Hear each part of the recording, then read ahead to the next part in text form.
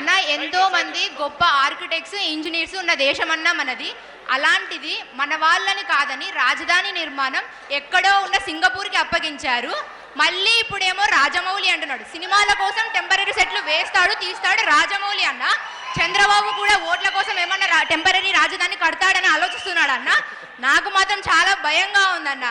మేము కట్టలేమా రాజధాని? నా లాంటి వేల మంది సివిల్ ఇంజనీర్లు ఉన్నామన్నా ఇక్కడ. నేనేం చేయాలన్నా?